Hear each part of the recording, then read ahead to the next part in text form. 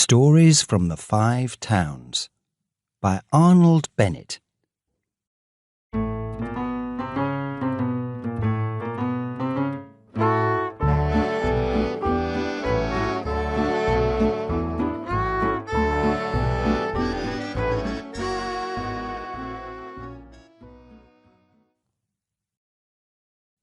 The Burglary.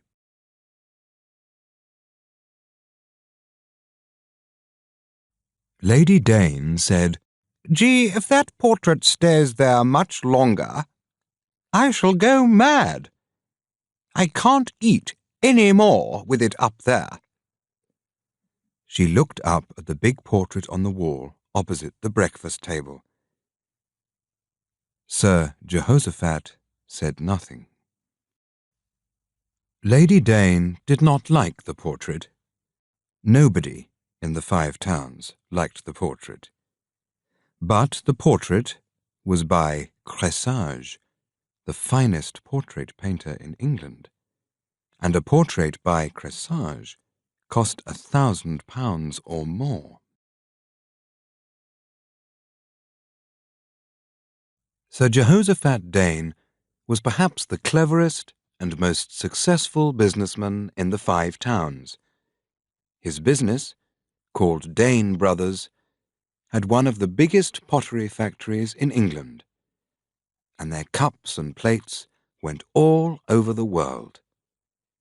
Sir Jehoshaphat was rich because he sold his pottery very cheaply and paid his workers very little. But Sir Jee liked to be important, so he used some of his money to pay for schools and hospitals for the people of the Five Towns.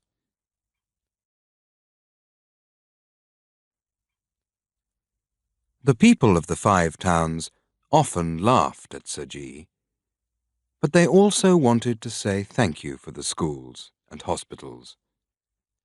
They decided to give him a portrait for a present. So Cressage painted the portrait, and many people in London thought it was very good. "A wonderfully clever portrait of a successful businessman from a small town. A little man who has made a lot of money and who thinks he is very important," said one newspaper.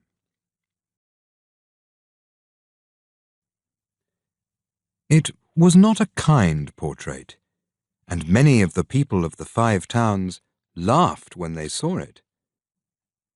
But Sir Jehoshaphat had to take his present, and to say thank you for it.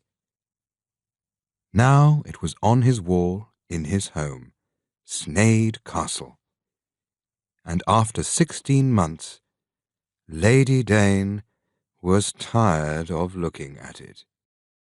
"Don't be stupid, wife," said Sir Jee. "I'm not taking that portrait down, or selling it. Not even for £10,000. I want to keep it." But that wasn't true. Sir Jee hated the portrait more than his wife did, and he was thinking of a secret plan to get rid of it.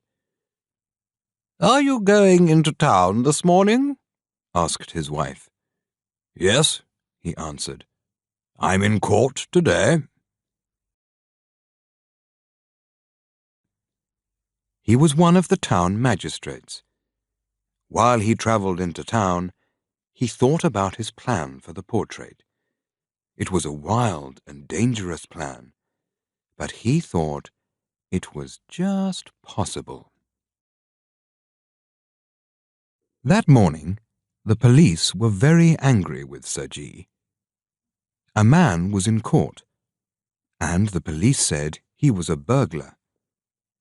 They wanted him to go to prison for 5 years or more, but Sir Jee did not agree. He said there was no proof that William Smith was a burglar. The other magistrate was very surprised at this, and the police were very cross. But William Smith left the court a free man. Before he left, Sir Jee asked to see him in his office. "Smith," said Sir Jee, looking at him carefully, "you were a lucky man this morning, you know." Smith was a small, thin man with untidy hair and dirty clothes. "Yes, I was lucky," he answered. "And what do you want from me?" "I hope I can help you," said Sir Jee. "I don't know if I want help, but I never say no to money."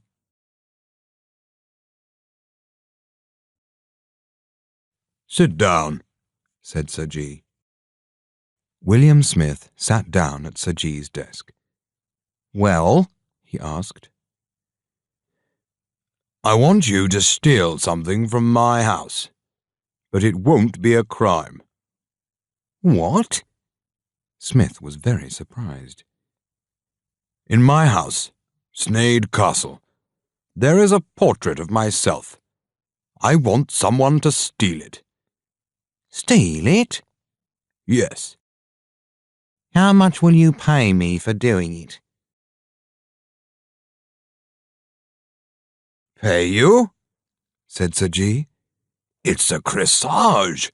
You'll get £2,000 for it in America." And Sir Jee told Smith the story of the portrait and why he wanted to get rid of it. Smith thought for a minute and then said, "All right, I'll do it, just to help you." "When can you do it? Tonight?" "No," said Smith. "I'm busy tonight." "Well, tomorrow night?" "I'm busy tomorrow, too." "You're a busy man," said Sir Jee. "Well, business is business, you know," said Smith. "I can do it the day after tomorrow."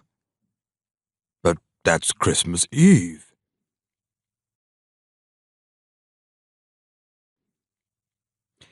"Well, it's either that or Christmas Day. I'm busy again after that." "Not in the Five Towns, I hope," said Sir Jee. "No, there's nothing left in the Five Towns." So they agreed on Christmas Eve. "Now," said Sir Jee, "I'll describe the rooms in Sneyd Castle to you. Then you'll know where—" William Smith looked at him and laughed loudly. "Describe the rooms to me? Do you think I'm stupid? I'm a businessman. I know Sneyd Castle better than you do." On the afternoon of the 24th of December, when Sir Jehoshaphat came home to Sneyd Castle, his wife was packing suitcases. The Danes were going to their son's house for Christmas. Their son John had a new wife and a new baby, and he wanted to spend Christmas in his new home with all the family. Sir Jee said nothing to his wife immediately. He watched her for a while, and then later, during tea, he said suddenly, "I can't come to John's house this afternoon." "Oh, Jee," she cried, "you are difficult. Why didn't you tell me before?" He didn't answer the question. "I'll come over tomorrow morning, perhaps in time for church." "There's no food in the house, and the servants are all going away on holiday. There's nobody to cook for you. I'll stay with you if you like." "No, I'll be all right." Lady Dane went to her sons, leaving some cold food for Sir Jee.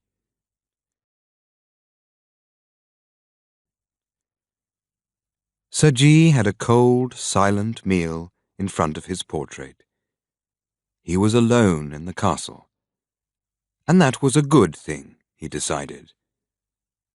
There were no servants to wake up and hear William Smith at work. Sir Jee was a little afraid. Perhaps it was dangerous to bring a burglar into the house. He looked again at the portrait in its big gold frame. "Will he take the frame?" he asked himself.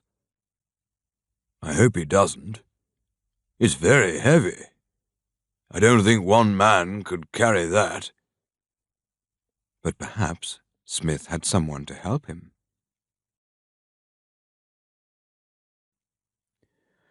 "Goodbye," he said to his portrait, opened one of the windows for William Smith, and went to bed.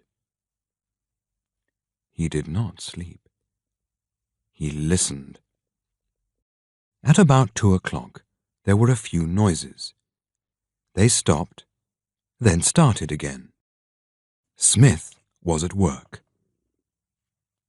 Sir Jee got out of bed quietly, went to the window, and looked out carefully. 2 men were carrying something large and square across the garden. So, Smith had a friend, and he was taking the portrait and the frame.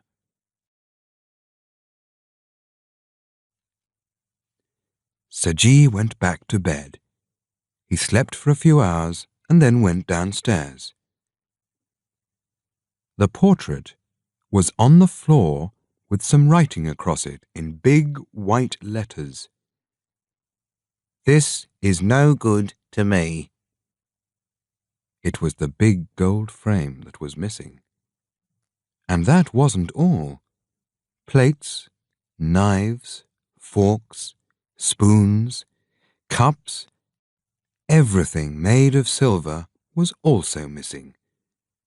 There was not a single silver spoon left in the castle.